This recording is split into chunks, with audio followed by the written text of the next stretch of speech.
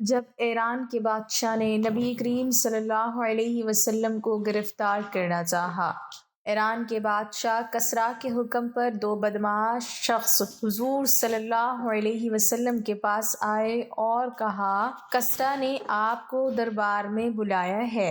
حضور صلی اللہ علیہ وسلم نے مسکراتے ہوئے فرمایا کہ کل۔ بسم اللہ الرحمن الرحیم۔ نبی اکرم صلی اللہ علیہ وسلم نے اپنے دور کے تمام بادشاہوں اور حکمرانوں تک اللہ کا پیغام پہنچانے کے لیے ان کے نام خطوط لکھے۔ ان خطوط کے جواب میں مختلف حکمرانوں نے مختلف رویے اختیار کیے۔ کچھ بدبخت گستاخی پر اتر آئے اور انتہائی برے انجام سے دوچار ہوئے۔ کچھ نیک بخت مہذب طرز عمل اختیار کر کے عذاب الہی سے بچ گئے، جبکہ بعض خوش نصیب حضور صلی اللہ علیہ وسلم پر ایمان لا کر جنت کے مستحق بن گئے۔ اس مضمون میں دو حکمرانوں کا تذکرہ نظر قائرین کیا جا رہا ہے، یعنی شاہ ایران کسریٰ، حبشہ کے حکمران نجاشی اور مصر کے حاکم مقوقس کا۔ رومی بادشاہت کی طرح ایرانی بادشاہت بھی بہت طاقتور اور خود کو سپر پاور سمجھتی تھی۔ خسرو پرویز اس زمانے میں ایران کا حکمران تھا۔ آپ صلی اللہ علیہ وسلم نے اس کے نام جو خط لکھا، اس کا متن شرح المواہب میں امام زرقانی نے یوں محفوظ کیا ہے: محمد اللہ کے رسول صلی اللہ علیہ وسلم کی طرف سے کسریٰ حاکم فارس کے نام سلام، اس شخص پر جو ہدایت کی پیروی کرے اور اللہ تعالیٰ اور اس کے رسول صلی اللہ علیہ وسلم پر ایمان لائے، اور اس بات کی گواہی دے کہ اللہ تعالیٰ کے سوا کوئی معبود نہیں ہے، وہ یکتا ہے، کوئی اس کا شریک نہیں ہے، اور یہ کہ محمد صلی اللہ علیہ وسلم اس کے بندے اور رسول ہیں۔ میں تجھے اللہ عز و جل کے حکم کے مطابق دعوت اسلام دیتا ہوں، اس لیے کہ میں تمام لوگوں کی طرف اللہ کا رسول ہوں، تاکہ جو لوگ زندہ ہوں انہیں اللہ سے ڈراؤں اور کفار پر اللہ کی حجت یعنی بات پوری ہو جائے۔ اسلام لے آؤ، سلامت رہو، ورنہ تمام مجوس کے اسلام نہ لانے کا گناہ تجھ پر ہوگا۔ ایران کا کسریٰ رومی قیصر کے برعکس بہت غصیلا، مشتعل مزاج، خودسر اور انتہائی سنگ دل انسان تھا۔ اس نے حضور صلی اللہ علیہ وسلم کا خط سنتے ہی اول فول بکنا شروع کر دیا۔ ایک جانب اس نے حضور صلی اللہ علیہ وسلم کے مبارک خط کو پھاڑ کر پھینک دیا، اور دوسری جانب یہ جسارت کی کہ خود کو جدائی کا مقام دیتے ہوئے حضور صلی اللہ علیہ وسلم کی شان میں گستاخی کی اور کہنے لگا، نقل کفر کفر ناباشد، میرا ایک غلام مجھے ان الفاظ میں خط لکھتا ہے۔ اس نے حضور صلی اللہ علیہ وسلم کے سفیر حضرت عبداللہ بن حذافہ پر ہاتھ اٹھانا چاہا، مگر پھر دھمکی دیتے ہوئے یہ کہہ کر چھوڑ دیا کہ تو اگر سفیر نہ ہوتا تو میں تجھے قتل کر دیتا۔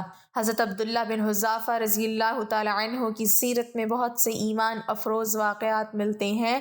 وہ کبھی موت سے نہیں ڈرے، بلکہ ادوار میں جنگی قیدی کی حیثیت سے شاہ روم کے سامنے بھی انہیں پیش کیا گیا تھا۔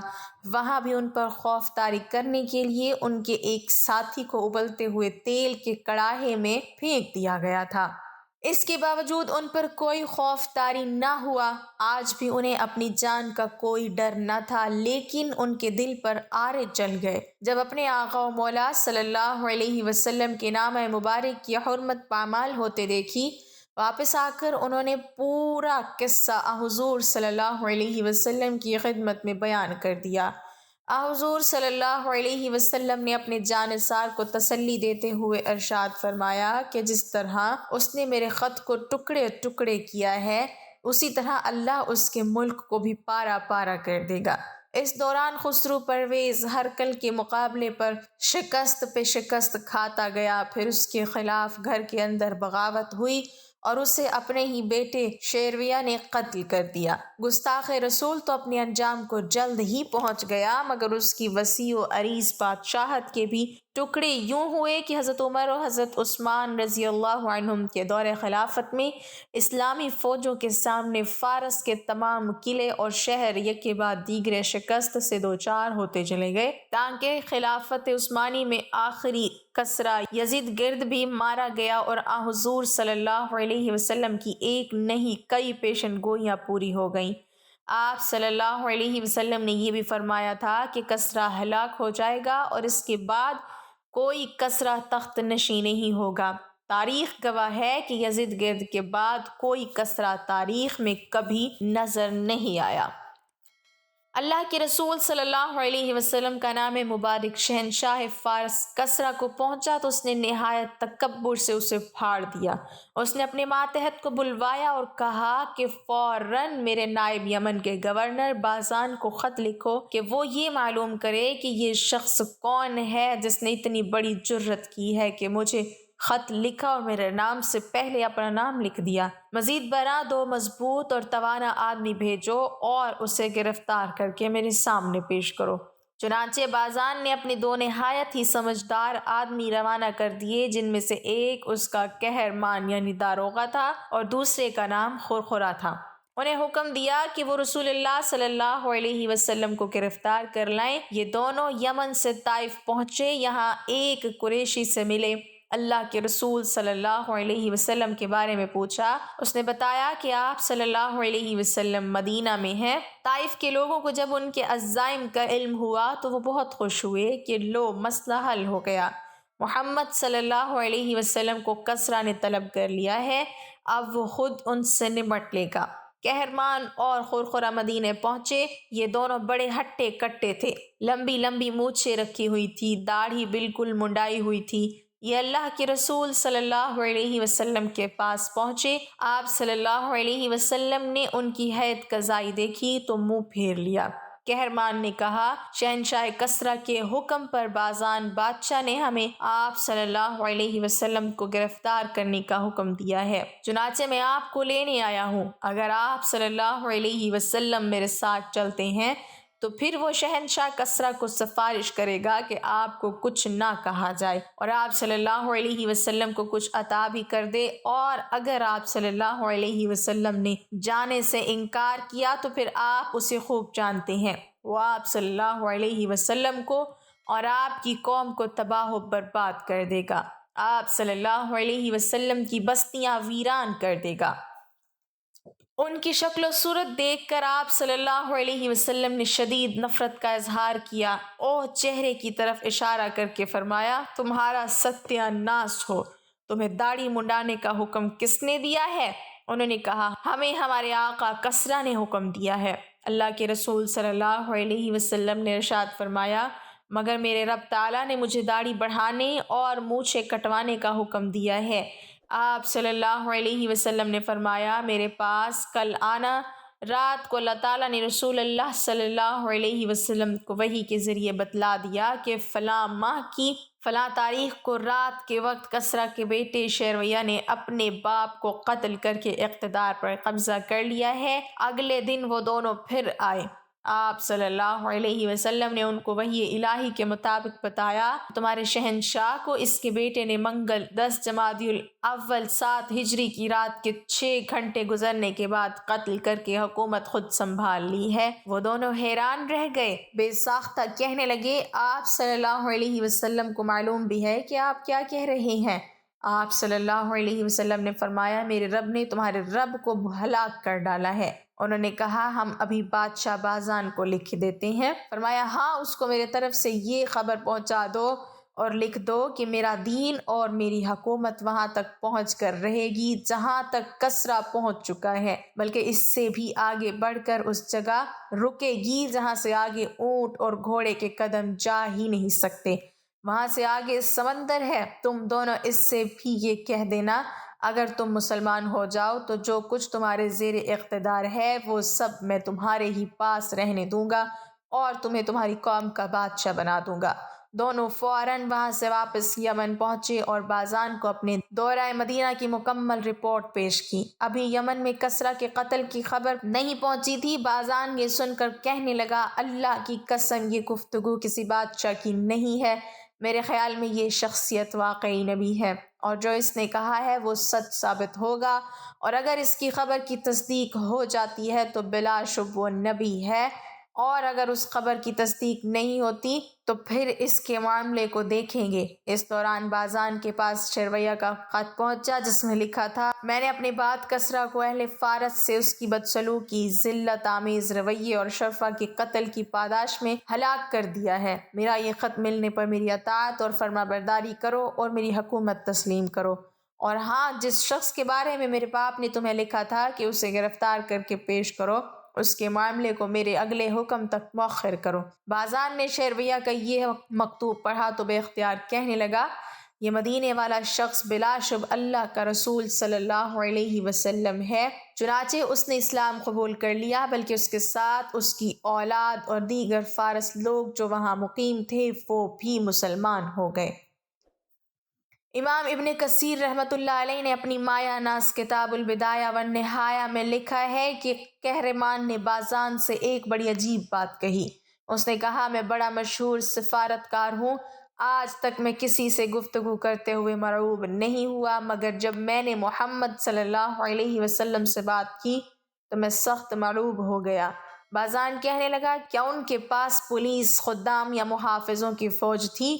کہنے لگا، نہیں، بالکل نہیں، ان کے پاس ایک محافظ بھی نہیں تھا۔ اللہ کے رسول صلی اللہ علیہ وسلم نے کسریٰ کی حکومت کے پارا پارا ہونے کے بارے میں جو پیش گوئی کی تھی وہ منوعاً پوری ہوئی۔ تاریخ بتاتی ہے کہ اس کے بیٹے کی حکومت محض 6 ماہ تک چلی۔ اس کے بعد 4 سال کے عرصے میں 10 بادشاہ اقتدار کے سنگھاسن پر بیٹھے۔ بالآخر لوگوں نے یزید گرد پر اتفاق کیا جس نے حکومت سنبھالی۔ یہ بنی ساسان کا آخری بادشاہ تھا۔ اس کے بعد مسلمانوں نے ایران فتح کر لیا۔ امام بخاری اور امام مسلم دونوں نے ابو ہریرہ رضی اللہ تعالیٰ عنہ سے روایت کی ہے کہ اللہ کے رسول نے ارشاد فرمایا، جب یہ کسریٰ ہلاک ہو جائے گا تو اس کے بعد کوئی اور کسریٰ نہیں ہوگا۔ اس ذات کی قسم جس کے ہاتھ میں میری جان ہے، ان کے خزانے اللہ کی راہ میں خرچ کیے جائیں گے۔ امام شافعی رحمۃ اللہ علیہ فرماتے ہیں کہ کسریٰ کے پاس اللہ کے رسول کا نامہ مبارک پہنچا تو اس نے اسے چاک کر دیا اور اللہ نے اس کی حکومت پارا پارا کر دی، مگر اس وقت کی دوسری بڑی طاقت کے سربراہ کیسر کے پاس نامہ مبارک گیا تو اس نے اس کا احترام کیا، اسے چوما اور خوشبو میں بسایا، چمڑے کی تھیلی میں محفوظ کر لیا تو اس کی حکومت بچ گئی۔ صحیح مسلم میں جابر بن سمرہ رضی اللہ تعالیٰ عنہ سے روایت ہے کہ اللہ کے رسول صلی اللہ علیہ وسلم نے پیشن گوئی فرمائی تھی کہ مسلمانوں کی ایک جماعت کسریٰ کے خزانے اس کے سفید محل میں کھولے گی۔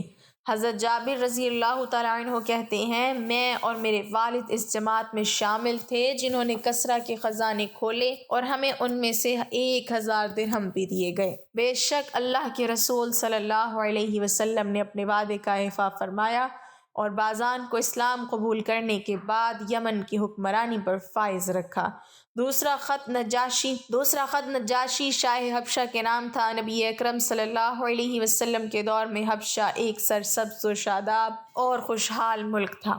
یہاں کا حکمران اور یہاں کے عوام مالی لحاظ سے بھی خوشحال تھے اور امن و امان کی صورتحال بھی دیگر ملکوں کی بنسبت بہت بہتر تھی۔ حبشہ کا حکمران عادل اور نیک دل تھا، اسی لیے نبی اکرم صلی اللہ علیہ وسلم نے نبوت کے 5ویں سال اپنے صحابہ کو حکم دیا تھا کہ وہ مکہ کو چھوڑ کر حبشہ کی جانب ہجرت کر جائیں۔ چنانچہ حضور صلی اللہ علیہ وسلم کے صحابہ نے مکہ سے ہجرت کی اور بحیرہ احمر کو عبور کرتے ہوئے حبشہ کی بندرگاہ مصوہ پر جا اترے۔ وہاں سے 200 کلومیٹر جنوب کی طرف دارالحکومت اکسوم تھا۔ صحابہ نے اس شہر میں رہائش اختیار کر لی اور نہایت امن کے ساتھ یہاں وقت گزارا۔ یہ عرصہ تقریباً 15 سالوں پر محیط تھا۔